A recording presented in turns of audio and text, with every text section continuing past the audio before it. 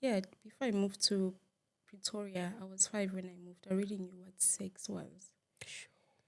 So do you think your husband was trying to poison you? No, not my husband. Your mom? So nakwatile hore I ne itlowa, and he paid so much for that.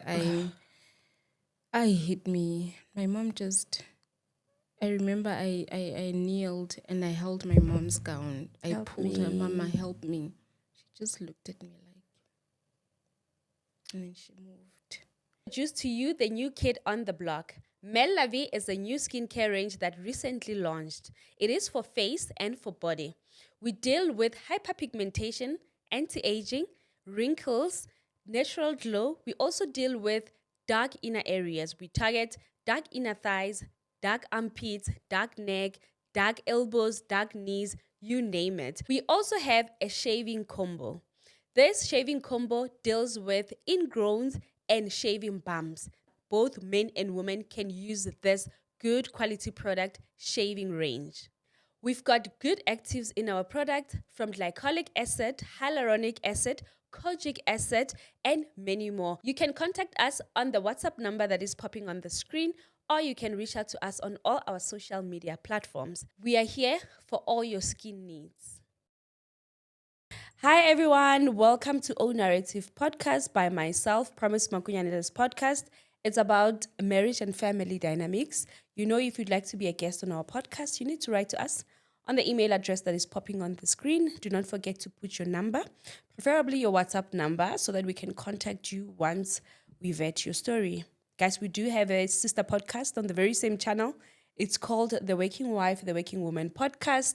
And that podcast is really about women working, women inspiring each other to work, whether in or outside marriages, you know. And I always say it is good to have a man do stuff for you, but it's much more better if you can also do stuff for yourself. So, guys, we're trying to reach 100 subscribers. We are almost there. Maybe when you watch this, I don't know how far we'll be, but as I'm recording this, we are on 97,000 subscribers. It's still saying more percentage of people watching my podcast are not subscribed. So please do us the honors and hit that subscribe button. It's absolutely free to subscribe. You don't pay anything, but it makes a total difference on our side. So today we've got another person or another guest. I promise. Hello. You know, I look at you because we just started on a bit of a somber. Somber note. Yeah, somber note. Do you mind just telling the people what just happened when you were coming here? As I was on my way to the studios, I got a call from my son's school, and yeah, it was a back and forth. They called me, I didn't pick up, and then I called them, and then, but eventually I spoke to the nurse, and she said that my son had a seizure. He fell while playing, so yeah, like it's a bit. Maybe it was supposed to happen. I don't know. Because I've been numb the past couple of weeks. But now that I knew I have to be emotional to let go today. But then, yeah, this kind of, yeah. How old is your son? He just recently turned 9. Sure. Yeah, he turned 9. Sure. So I'm full really of just life, yeah. yeah, so But full of life. yeah, he's a bubbly child. He's autistic as well. And he has ADHD, so he's like very bubbly. So when he's sick, yeah, you know, You he's can sick. Yeah, see. immediately. I can even smell it sometimes. Yeah. Sure, mommy. You know, when I have conversations, especially with moms, I just really hope, if anything, talking heals. You know, I just hope that just this moment of you explaining and telling us, letting us into your life, will make you somehow feel better. You know, and also bring clarity because, yeah, I sat with some lady whose 5-year-old passed on. And is it Entle? I think, yeah, it's Entle's mom. And, you know, I let her speak. You could see how she was speaking, that she just needed a session of speaking Yeah. about her child, and I'm really just hoping the same thing is for you, whether emotion, like just letting out and letting inside your life and you as a mom. Anyway, tell the people who you are. We already know that you are a mama. Your name and what you do. Yeah. Okay, my name is Nosipho Naima Nyandeni. I'm a mother of 3. I'm used to being a mom of 2 boys, but I recently had a baby girl. How old now? She's turning 4 months next week. Oh, just a little baby. Yeah, she's a tiny baby. Cutie pie. I left her Congratulations. with someone for the first time 2 days. Mama gotta go and work. Yeah, mommy has to, has got things to do. Yeah, so, yeah.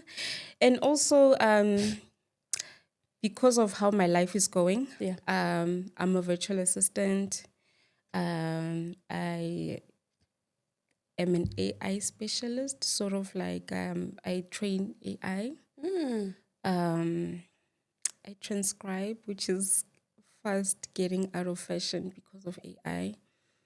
I'm a transcriptionist, and then what else do I do? I'm an ECD teacher Okay. as well, and I'm starting hopefully next week. Actually, I started before I gave birth, but I'm gonna continue next week. Do you teach Resume. online? I tried teaching online. There were challenges,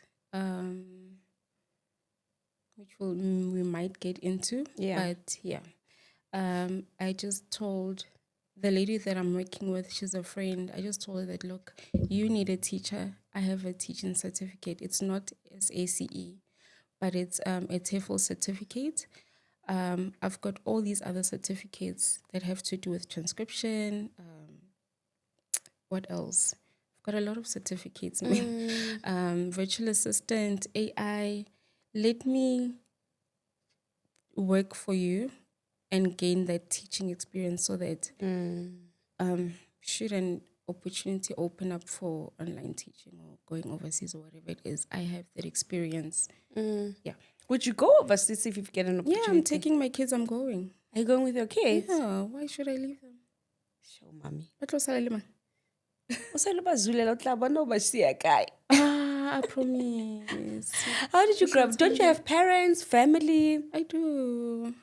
You'd leave your... You go there, you settle first. No, I'm taking them. We'll settle together. It gets me into asking about your upbringing, your parents, siblings, just your family dynamics growing up. Okay, so I was born in Soweto in 1992 on a Monday, 13th of April. Apparently, I was born 5 a.m., somewhere around there. It was quite dramatic. I was born Komufulo Clinic, according to what my mom told me. Yeah, I had a somewhat happy childhood. My mom and my dad split when I was, my biological father, they split when I was still a baby. Mom eventually had to work in Pretoria. Okay, so my mom moved to Pretoria when I was very young for work. She was working, I think she was working with Nelson Mandela or with Thabo Mbeki, somewhere at the Union Building. This is like in the early 1990s, man. Yeah. So she would leave me with my great grandmother, but mostly with my grandmother. Yeah. My grandmother was quite young as well, so she was hustling as well. So Granny would leave me with nannies. She'd leave me go crèche, or she would ask family members to come and look after me. So they took turns. One of them, a family relative, I haven't told this to anyone in my family. He actually molested me. Yeah, before I moved to Pretoria, I was 5 when I moved. I already knew what sex was. Yeah, so I was already molested. I already knew how a penis looks like. I already knew it can grow then it can spill. Heroin, all of that. Yeah, so yeah, then we moved to Sunnyside. When I got to Sunnyside, mom, I guess I didn't understand that mom has to work still so that she could take care of me. And then she introduced me to my stepfather, and then we had a younger brother. Oh, my stepsister also came and stayed with us. He's my stepfather's daughter. She's about 7 years older than me. Yeah, so we became friendly. Yeah, we grew up like that. We grew up in Sunnyside when Sunnyside was safe. And yeah, we had fun times. Mom used to hit me a lot though. And then understandably now I was a bit naughty, but yeah, we moved to Sunnyside. Then later on we moved to Centurion. Yeah, we moved to Centurion. When we got to Centurion, we had another little brother. Stayed there until I was 21. Then I moved back to Soweto and stayed with my grandmother. Yeah, just to be with her before she passed away. Yeah. Sure. You speak about a moment when you were 5 and you were molested by a family member. Oh, who's this? Without telling us the name, or is it an uncle? He's an, how can I put it? He's my mom's and aunt's, the half sister of their half sister, her son. Yes. How old was the person? The son? He was older than me. He was, I think, early teens or, yeah. How would he do this? He would, every time I bathed, he'd insist to help me bath. And he'd do this in front of the family, so they had no clue. You know, they just thought he was doting over me. He molested you in front of the family? They are in the house. Sometimes they'd leave me because they have to go somewhere. And then it's me and him the whole day. And they, because he had this position of he looks after me, he was doting over me in front of them. But when they are gone, he would just take it further. And I remember when I was in primary school, I used to tell my friends, guys, this happens to me, hey? They're like, no, you should tell. Then, you know, people would come to schools and talk about people sex. touching you. Then I'd be like, oh, this happened to me, Mos.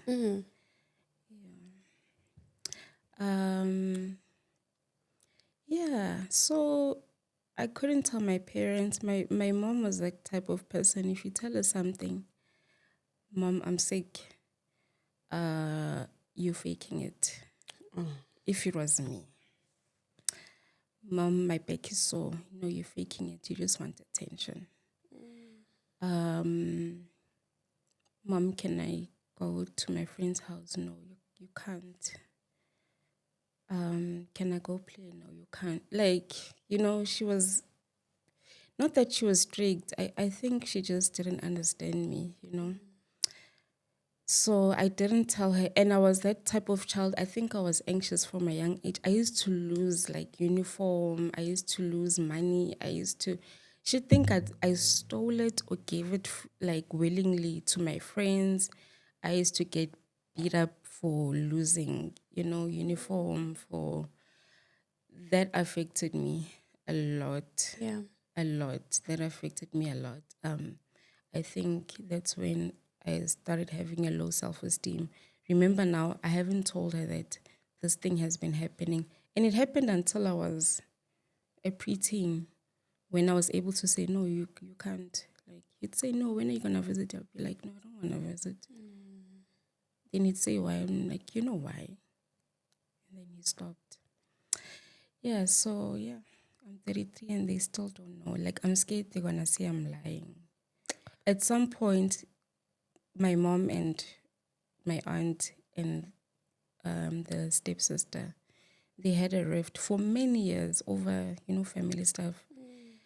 And then when my grandmother passed away, they came as a family. I remember I was walking down the street outside, and the whole family came and they hugged me. Hi, Nosipho kunjani? We haven't seen you in a while.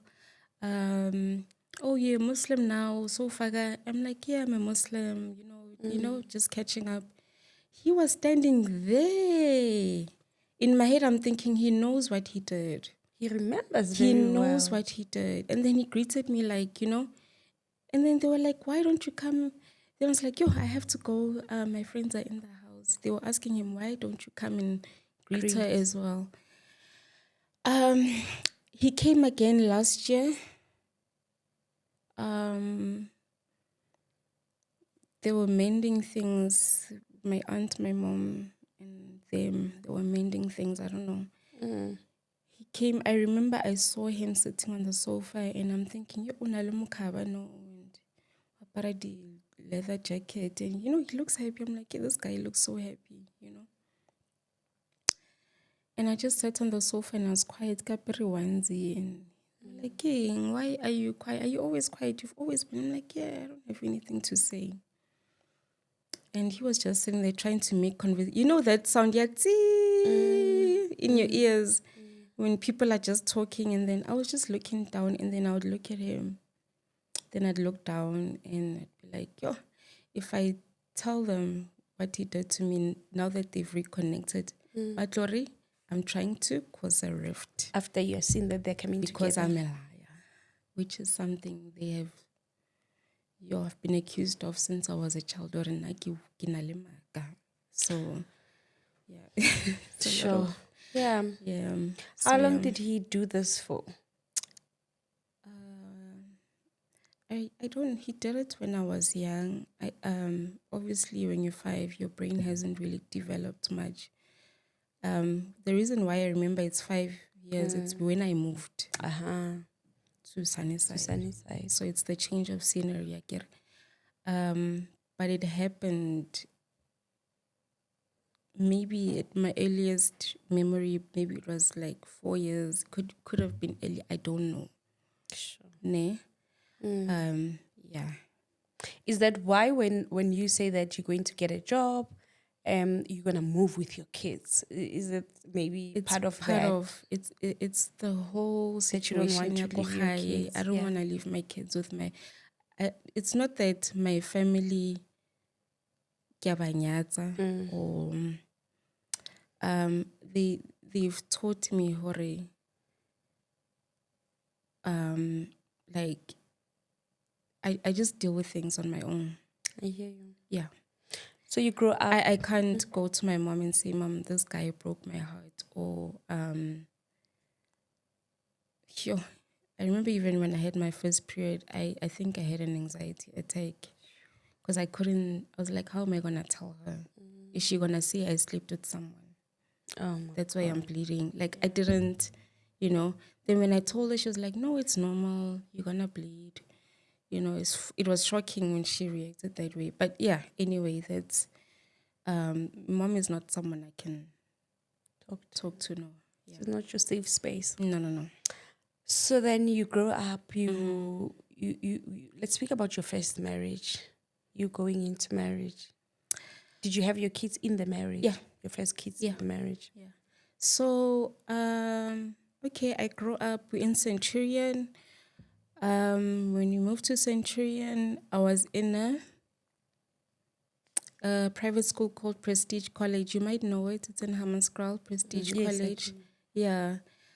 It was nice there because there were arts and stuff. I'm a very artsy person, right? However, because I'm so soft, I was bullied. And again, I couldn't stand up for myself. I was accused of lying again. I was accused of spreading rumors. There was another girl, Nosipho. I hope wherever she is, she forgives me, even though I know deep down I didn't do anything wrong to her. But anyway, it was involving Nosipho. Nosipho was also raped. A Apparently, I spread the rumor to everyone in the dorm room. Yeah, it was a whole thing. Like the whole hostel, we gathered in one room. They were hitting us. They were actually me and accusing me of spreading rumors and telling people, and then they were twisting things. So then there was a hearing. My parents had to come. My mom and stepdad. They had to come and just to find out kind of what's happening. So when they came, they're like, yeah, lomntwana unamanga vele, you know. So I felt like, wow, like they're not even trying to hear from me what happened. They were like, yeah, give her the harshest punishment. And then, my dad was so angry. He was like, mangak shaya, like, but you guys are not listening, you know. Yeah, so anyway, imagine growing up in that type of environment. Obviously, I'm going to look for solace somewhere else. Over the years, my mom would always tell me, when I always talk to your friends, you don't talk to them. Like, but there's nothing I can say to you. You know what I mean? There's nothing that I can discuss with you and then feel safe. I don't. My dad once spoke to me. He's like, you know what? If there's anything you want to talk about, I can see you. You can't talk to your mom. You can talk to me. Even if I do something wrong, tell me. A week after, I would tell him, last week you spoke to me like this and this and this and this, and it hurt my feelings. We are shanya in. Yeah. And then, he would hit me and yeah. Anyway, grade 9, I moved to a new school. I asked them, can you please remove me from that school? Maybe those kids are the problem in that school. Please take me to another school. Now they took me to a prestigious school called Marital School. It's in Pretoria. I know the name. Yes, it's a Catholic. I was Catholic then. I was raised Catholic. Yeah. It's a Catholic school. I lasted 1 year, promise. Catholic school. I was always anxious. I didn't know back then it was anxiety, but I was always anxious. I was always sad. I was always tried having friends, but and then one of the teachers was like, I'm a social worker by profession, but I'm doing teaching. Please come to the therapy office during break time. I give you in the therapy office. She saw her black and blue all over my legs. She's like, I can see. She was white. She's like, I can see you braided your hair not so long ago, but now it's loose, and you've got a mark on your face. I had a hand mark, slap mark on my face. What happened? My stepdad hit me yesterday. Would he hit you for you to have marks that hard? Yes, like I was wearing long skirts. That school you wear long skirts. But when I sat, she'd be like, let me see, I can see by your knees. You'd be like, why are you? I'm like, no, apparently I did something. They're like, even if you did something wrong, you cannot be hit. Like this. Like this. And she called them. She's like, I'm gonna call the police. I said, no, don't. She's like, okay, I'm gonna call them. I'll talk to them. And after talking to them, you're not satisfied with the result. You're calling the police. I was like, okay. I said okay because I wanted to get her off the police thing. She called them and then they speak in private. My hair was loose. Like he pulled my hair. Was he pulling your hair? Yeah, while hitting me. Was and he also hitting your mom? No, was he also hitting your mom? No. In their relationship? No. He was hitting me. He used to hit her, but when we moved to Century, I think they agreed already. They're not going to have physical fights. So, yeah, I was the kid who was hit. Where's the stepsister by then?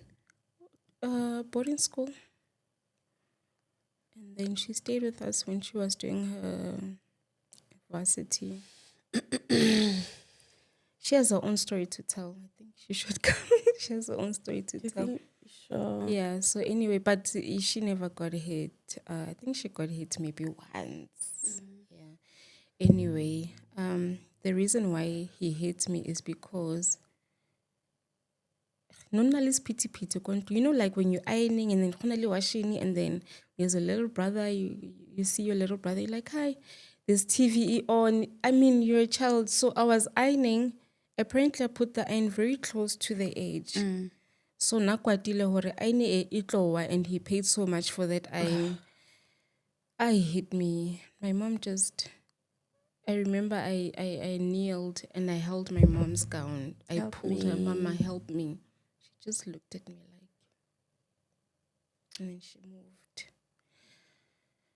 Yeah, so anyway, those type of situations led me to um, the marriage that I had. I got married a few months after I became a Muslim. So there's a taboo in, in the, let me say in the Christian community, when your child becomes a Muslim, they think it's because of, it's a man forced me to do it. It's a relationship or something. I'm trying to please someone. I was like, no, I told my family, no, I chose it for myself. Nikikena TUT first year. And there's a call to prayer called the Adhan. It used to irritate me. It used to irritate me. And then at some point, my heart shifted. I was like, no, man, what is this? And then someone told me, no, that's a call to prayer. I'm like, oh, okay. Then they explained to me what it means and so on and so forth. Fast forward, I became a Muslim. I went to the mosque by myself. I walked in. I didn't even know where to walk in or who to talk. I just walked in. I was like, guys, now I want to be a Muslim. Where do I sign? They're like, no, wait, read the books. Like, no, I did my own research, whatever. Yeah. Anyway, they're like, you don't have to sign anything. You just have to declare in your heart that you're a Muslim. You believe in God. And you believe that God is one. And that's that. Like, right. A few months later, I met a few Muslim friends. One of them is like, look, there's a guy that wants to get married. You guys would get along. Maybe you should meet. Okay. She gave him my number and gave me his number. We spoke for like 3 weeks. The third week, we got married. No. What do you mean, no? How not the third week we started dating? We don't date as Muslims. We're not allowed to date. We can court, not date. Courting is different. I get to know the person without sexual relations. Yes, you can court and your families get to know each other, but you don't drag it. You don't drag it unnecessarily. Anyway, second week he met my parents. My parents told him, hey, yeah, we understand that you want to get married, but get to know each other first. Get married after 5 years, date first, So we told them, no, we can't date. We're not allowed to date. And they're like, so why you want to be together then? Like, But anyway, he had his reasons. My reasons were, I think I wanted to move away from my family and create my own. Yeah. ASAP. And I'm very stubborn. If I set my mind on something, I'll do it. I get it. So me and that guy spoke. We were like, hey, they don't have to know. Sure. Ne? They don't have to know. We can stay separated. And then when we are ready for Mahadi and whatever, we'll do that later as they wanted. But for now, because we like each other, let's just get married. Let's legalize our relationship. And then Lobola and whatnot, we'll do it when we are sure. After maybe when the money is fine and everything we've built. Lena. Wasain. We went to, I stayed in Soweto. Get Palami taxi from Soweto all the way to Pretoria to get married in Pretoria. Yeah, at the mosque. There's a huge mosque in Pretoria Central. Yeah, we went there. Okay. Were you alone? No. My friend who lives in Pretoria was there. And then one of my cousins who was also a Muslim. It's not a cousin, it's like relative. Udula Soweto lena. So lena, palami taxi at Kappa. He was in his best clothes lena. He's like, yeah, I'm your chaperone. You know, I'll sign for as a witness. So you guys sign even the Home Affairs stuff in the church? No. We didn't do the Home Affairs stuff.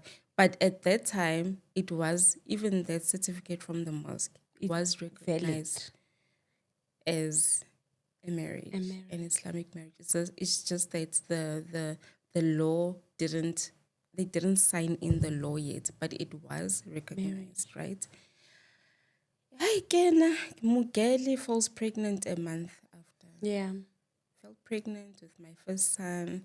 He was happy. I mean, yeah, the dad was happy. And then Kochai, they were like, how can you get pregnant at 21? Blah, blah, blah. I got pregnant again when my baby was like a year and a month. With the same man, your husband? Same. And then he convinced me to stay with him. I was like, yeah, Evelyn, I'm tired of these people. I'm going to leave. So when you were falling pregnant, when you were getting married, you were still staying with your parents? The last time I stayed with my parents, I was 20. So now I'm 21 again. Things happened really fast. Yeah. Between when I was 20 and the second child. Things were just happening really fast. Then we stayed together. We stayed together when I was pregnant with the second. I think I moved out when I was 5 months. By the time I was 7 months, I moved out. I moved back to my aunt's house. I was like, oh, what was happening? He was verbally abusive. Koremoto can come home at past 10 and then be like, I'm pregnant, that's heavily pregnant. Why didn't you wash the dishes? But why did you tell your aunt Torin I'm not being nice to you? Like every day, he'd leave early in the morning, like before 6, he'd leave, come back after 10 p.m. And I was having hectic Braxton Hicks, I'd even go next door. The lady was a nurse. And tell her, she'd be like, you know what, professionally, I can't be helping you out of the clinic. She'd give me advice here and there. I can't exactly rest because this man wants me to wash. And take it all the way outside. Take it from one room. Kiko Springs, go Kwatem. RDP. Okay. So, I'm pregnant. Ahuna paving. I have to pick up the machine, take it to the tap. I have to rinse and then spin it this side. And then when I'm done with the laundry, I have to cook it again, put it back in the room before he comes.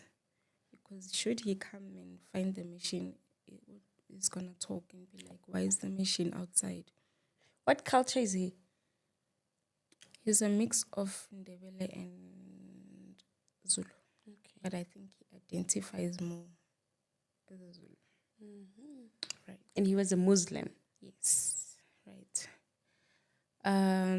He was that type of, even like when he fetched me from like moving from my aunt's house to the ride in the car was so tense. Like there was no loving or I'm so glad you're gonna come stay with me. When we got there, I'm coming back.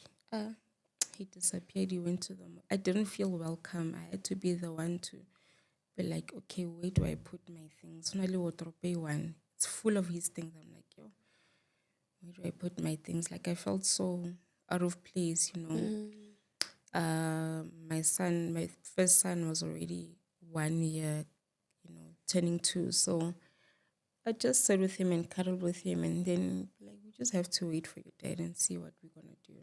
That time you're not working? I wasn't working. Sorry, When did you decide to leave this man? I left him when I was 7 months pregnant with my second child. Yeah, I told my aunt, babes, you know what? um, this is how he's treating me, and he would speak horribly about me in front of me to my son. He'd say things like, "Your mom is upset." Like, how do you say that to a 2-year-old? It's mamako. Like, how can she be upset that she asked me how my day was, and when I don't respond to her, she gets mad. You know, and then sometimes he'd wake me up at night and tell me how stupid I am. You think we're not just because you did 2 years university, you think you're smarter than me. That time paving, so obviously my feet are gonna be dusty. Yes. You know, didn't buy me shoes, he'd buy himself. He only bought me shoes once, but he would buy himself shoes, you know. Time. Speak in the mic. Oh, okay. Yeah, so is it better?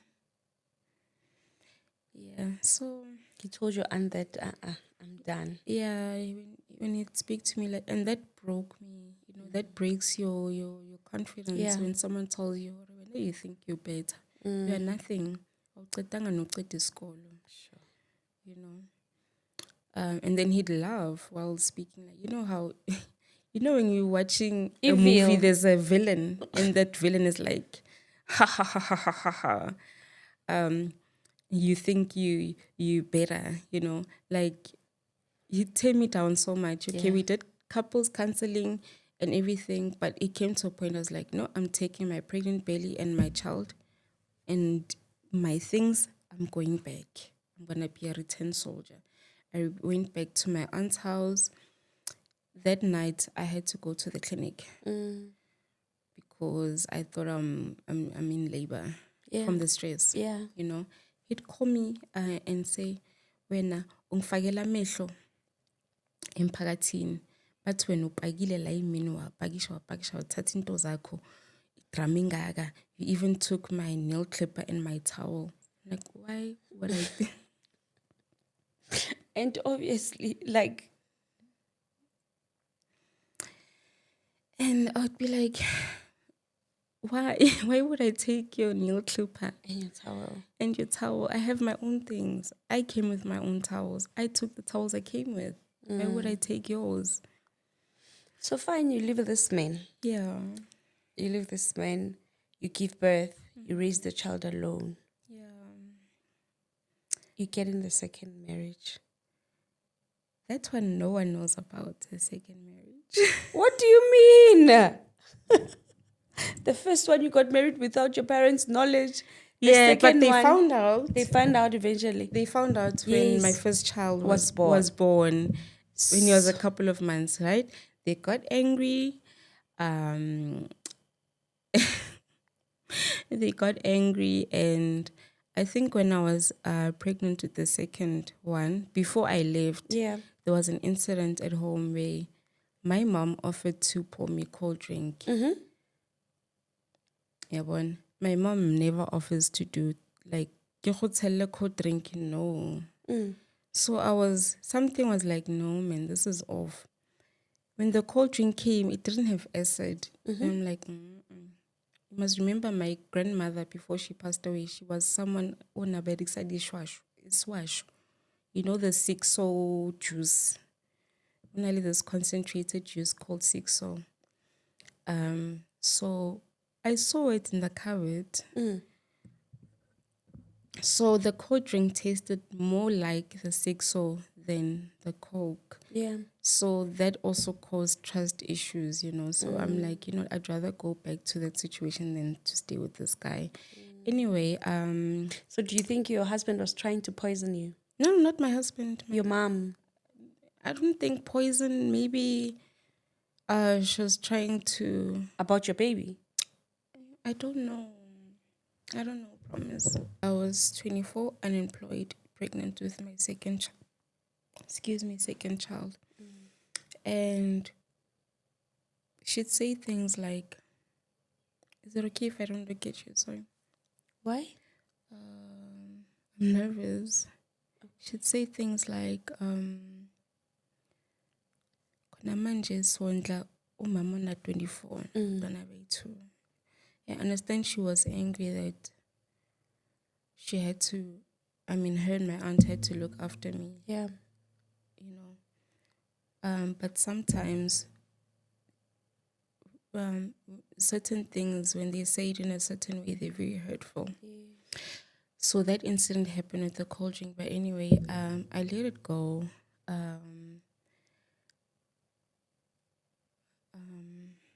Second marriage happened. It happened in my son was born in 2016. In 2020, during COVID. During COVID, okay, I'm single, sort of single. And then I was seeing people, like dating people, but I just wanted a proper relationship. And not date. I just wanted someone to take me serious, you know. Someone calls me, it's like, "Hey, there's a guy who's looking for a second wife, and he also has a child who's epileptic, so maybe you guys will gel together, you'll have something in common." You know? I'm falling for this thing again of, hey, there's a guy who's 1, 2, 3. Anyway, I met the guy, I met the wife. The wife was happy with me. Got married again. Aibo. 2 weeks. Aibo. But with him, first marriage was 4 years, ne? This guy, it lasted for like 11 months. After around 5 months, I was like, you know what? I'm not going to repeat the same mistake again. Let me tell him, you know what? On my side, it's not working. Nakikupa divorce before nje. You mean the polygamous man? Yes, the polygamous man. I'd go visit him and whatnot. But then we didn't connect. We didn't have a connection. Wait, let's unpack this polygamous man.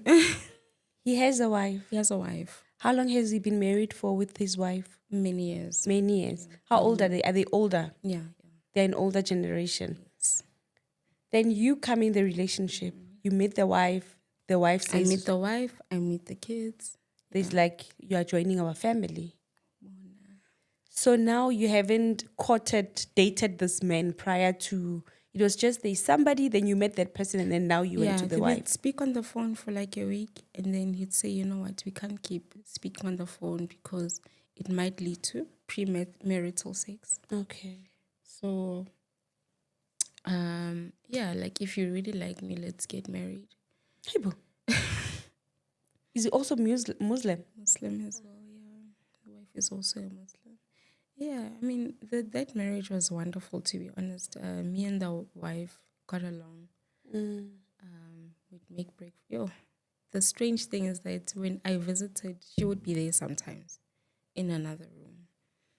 And then, if it was my night, it was my night. If it was her night, you know.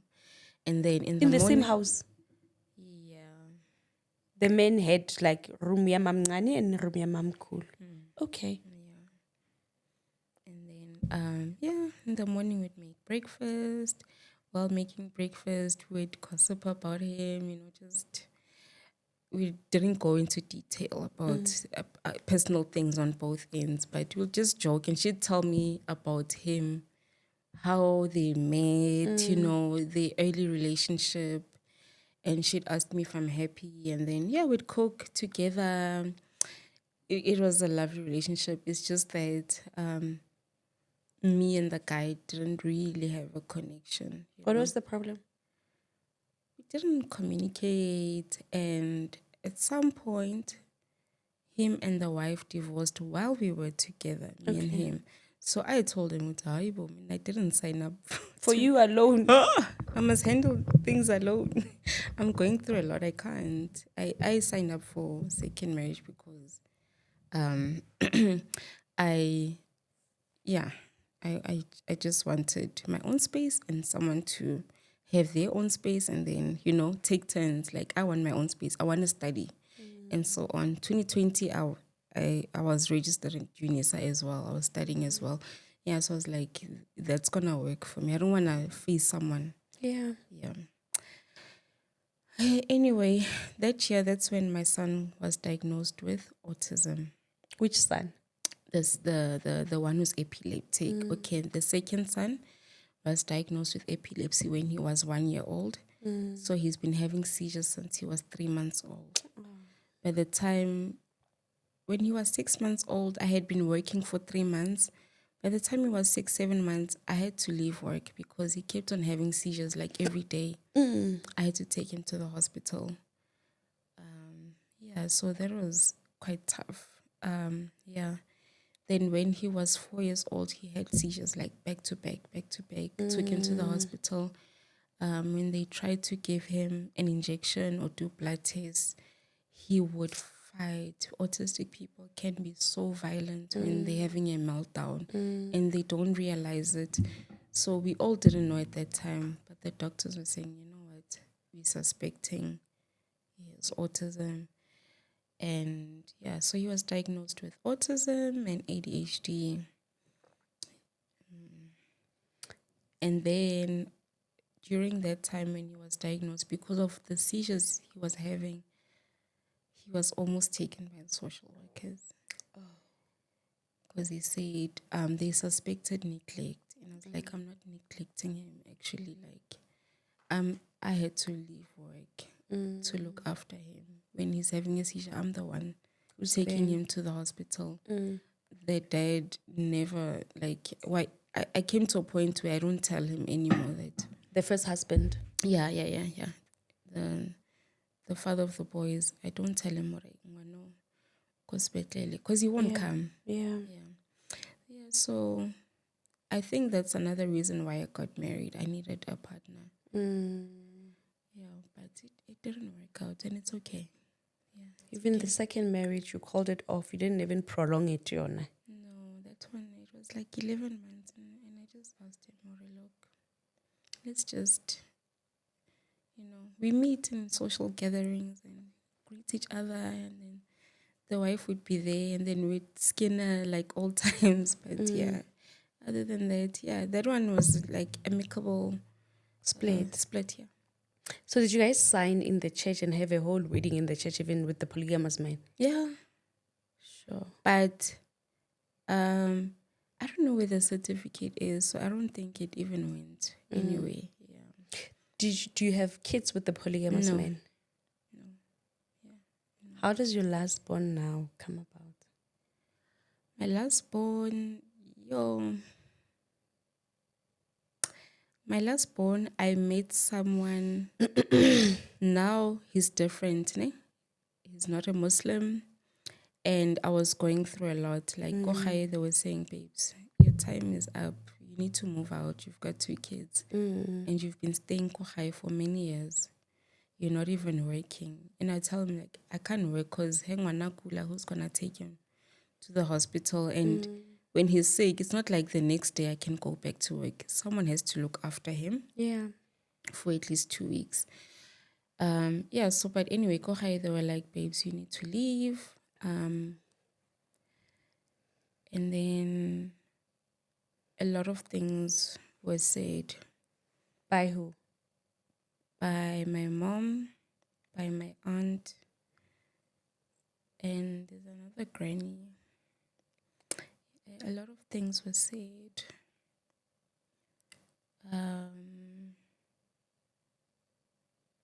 So anyway, they were telling me to move out. And that my What time, are you thinking about? I'm thinking of, okay, there were 2 major meetings that happened. Right? And then my aunt would say, Nosipho is doing 1, 2, 3, 1, 2, 3, 1, 2, 3. And then my mom would say, every time we come here, the house is a mess. You don't clean the house. And that time I was now working online and studying also online. So I tell them, no, like I'm working online. That money eki kreyang, I try to page muntlung. It's not that I'm using it on myself only. Also, my aunt is that type of person. If I don't have roll on, to go ask her for roll on, It's a problem. Yeah, like, so I wouldn't want to ask her. Mm. Anyway, my aunt would tell them, oh, no, Nosipho is doing this and this and this and this and this. She doesn't clean. I would clean. Then when the kids come home from school, they make the house dirty. Yeah, yeah. Yeah, and then sometimes they'd have to do arts and craft homework. Obviously, the house is gonna be a mess. But I felt like the weight was being put on me. Hore, I'm not cleaning, and they didn't know what I'm studying. They thought I'm sleeping the whole day, and then I'm just cleaning like an hour before the kids come. I didn't know I'm studying and I'm doing my online work, the AI training and stuff like that. So they didn't know that, but I told them in the first meeting. Second meeting, my aunt calls a meeting again. This time she didn't tell me what she's calling a meeting. In that meeting, they said I'm faking my mental illness for attention. So I was diagnosed with borderline personality disorder, PTSD, what is it, generalized anxiety, and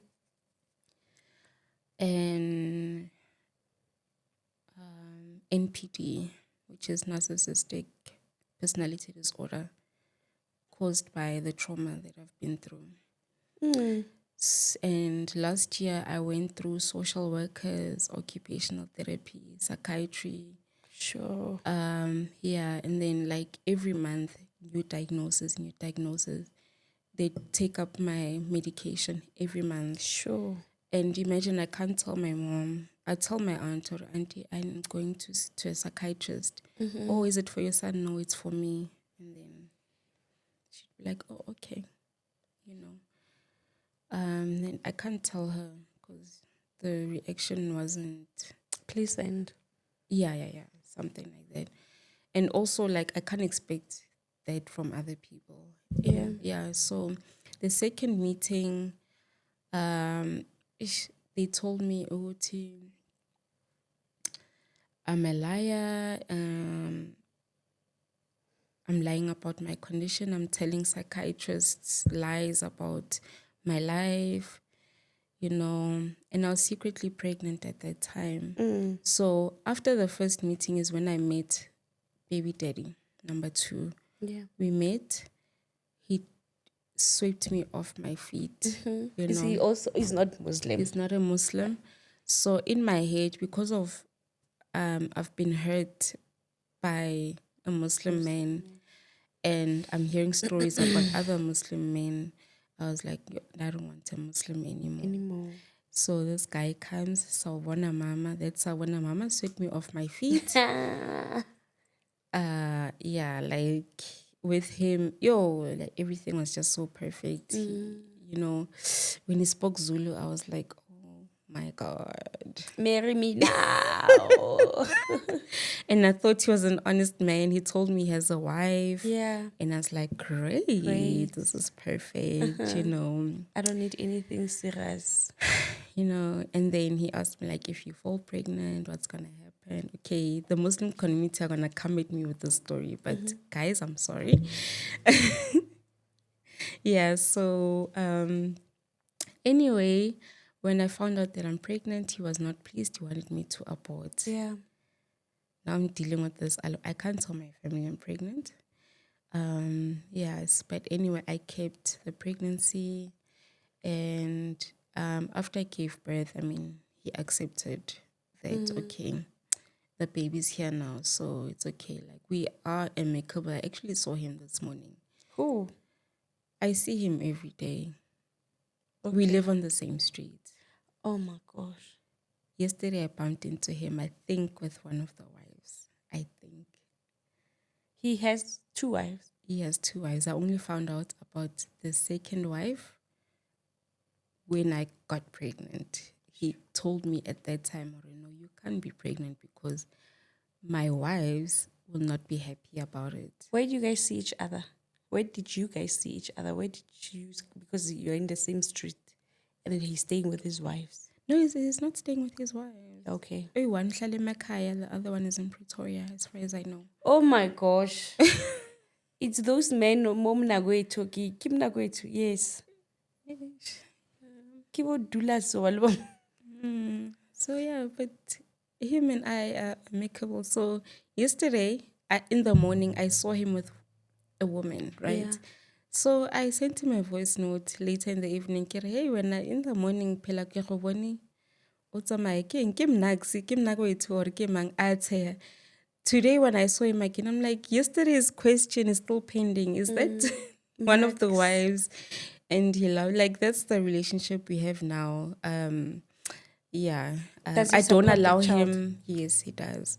I don't allow him to come into my space. I'm not seeing anyone at the moment. Like, Are you yeah. looking? No, I'm okay. Get sharp. Get sharp. But how are you surviving now as a so this last guy, the second baby daddy, you were his side chick. Well, in the beginning, he said, "Utlontsha home." How then I found out I'm actually being used for, yeah. So you said yes because he wanted to be serious. He wanted to be serious. He gave me the impression that he wanted to be serious.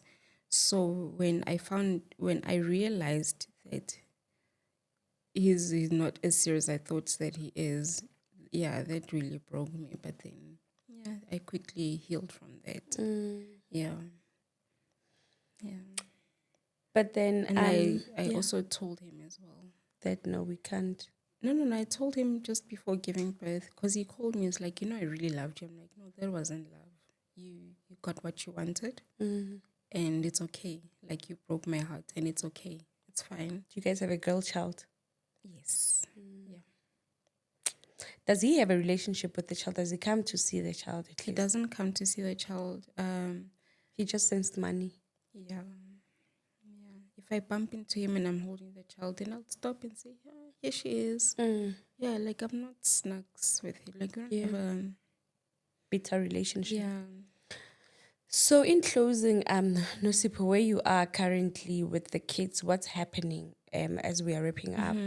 Where are you with the kids and what is happening with your life? Right now, my oldest child is in boarding school. Who's paying? The dad, I think. The dad. Why are you saying I think? It's a Muslim school, so I'm not sure if he's paying or because he's an imam. Then imam means a priest in Islam, right? I don't know if he's paying or not, to be honest, right? Is he the one that took him to that school? Yeah, I asked him, please look after him, but he's another story as well. Yeah, anyway, so he's under the father's care. Okay.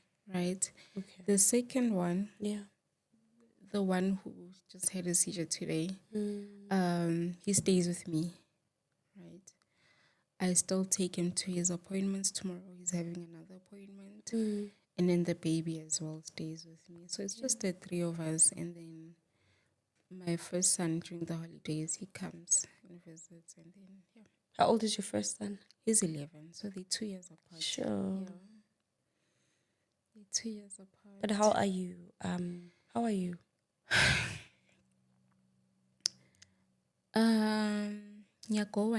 But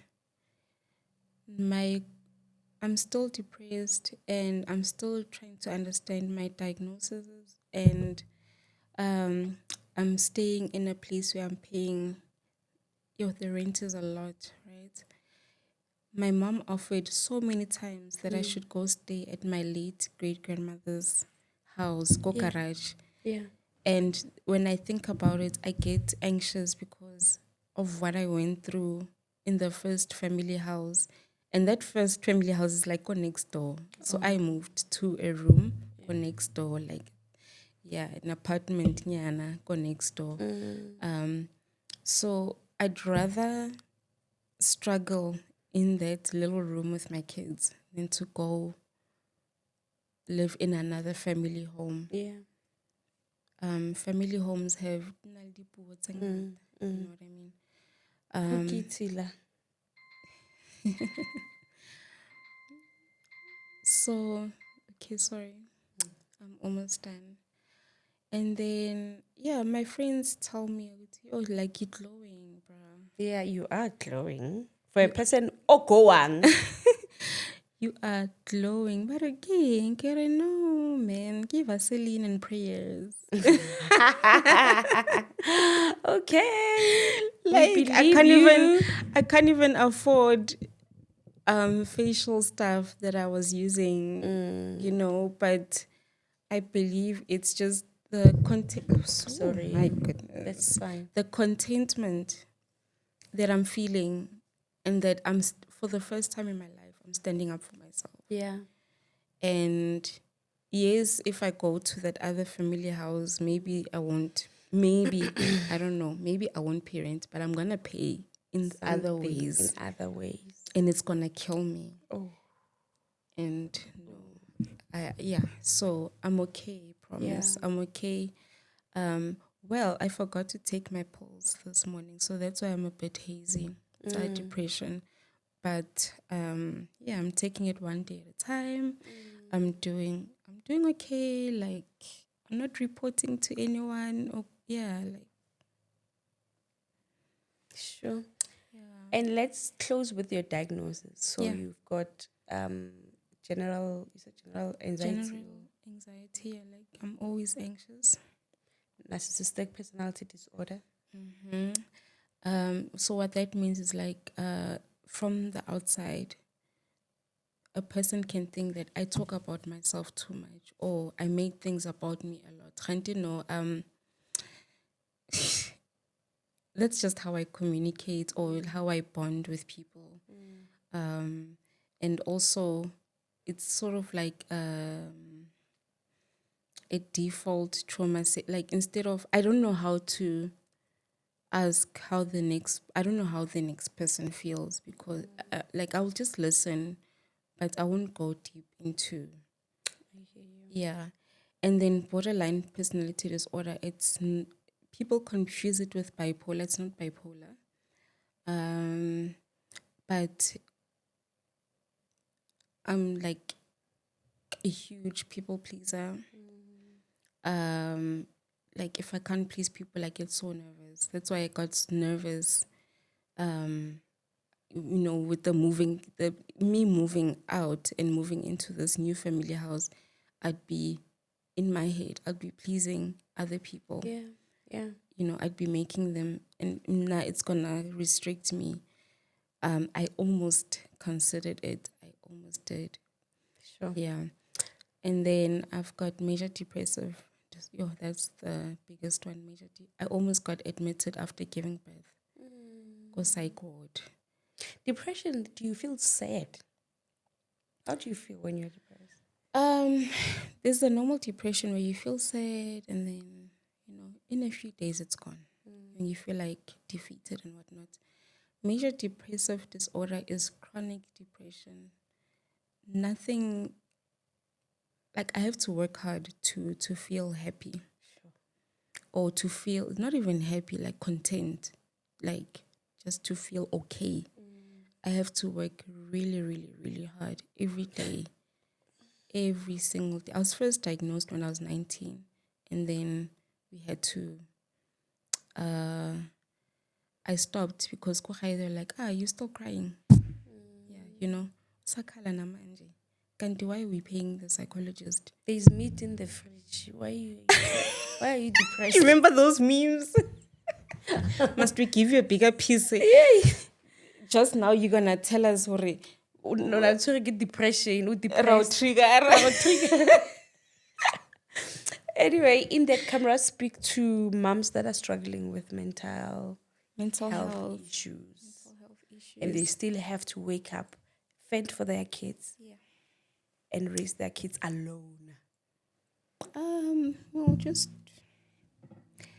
I don't know, moms. I don't know what to say honestly. Like, just wake up and embrace all the small moments when your kids are smiling, And don't ever give up. Don't ever lose hope. And yeah, A all I mom of can few say. words. Thank you so much. Really appreciate your time here. We hope that you feel better, Yeah. especially mental health issues are complex. And that's why They're I very always want to ask, complex. do you feel These sad? Do you days, feel. yeah, these days, like people are, it's like sort of a fashion, Mm-hmm. but guys, it's a chemical imbalance in the brain, Mm, and mine it's from all the trauma that I've been through, and not having a safe space anywhere at school, at home, anything. So like everything I've done in my life was just to survive and please people so that I don't get into trouble. yeah. So that type of thing affects your brain. And now because I'm older, it's just it's just something that has to be medicated. There has to be therapy, which is what I'm doing. So it's very complex, guys. Yeah. It's not like I'm down today and then tomorrow cash up. Mm, Yeah. yeah. So We wish you all the best, thank you, mommy. We wish you promise. healing. Yeah. Um, it must be difficult living with mental health issues. Yeah. I know somebody close to me who lives with that. Yeah. It's like I can just switch something for this You person to can't. go out of it, and You can't. and it's so difficult to see because life is it's for living, and Yeah. people with mental health issues, they're not living life, Yeah. they're struggling. Yeah. No, you know every day you have to decide. I have to in the morning. You have to after praying. You need to decide. Okay, I'm gonna live. Sure. And then a small thing can trigger you. Very small thing can trigger you. But otherwise, mommy, thank you so much. We wish you all the best. Yeah, for you and your children as Thank you for well. listening. Yeah. Thank you so much, guys. We've run out of time. Please take this moment to hit that subscribe button.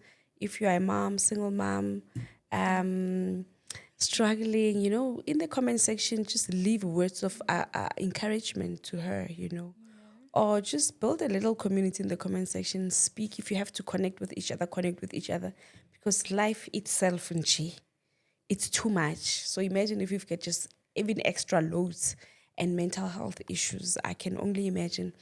And thank you so much, and hit that subscribe button. I'll see you in the next episode. Is love and light from myself and my guest, Nosipho. Bye.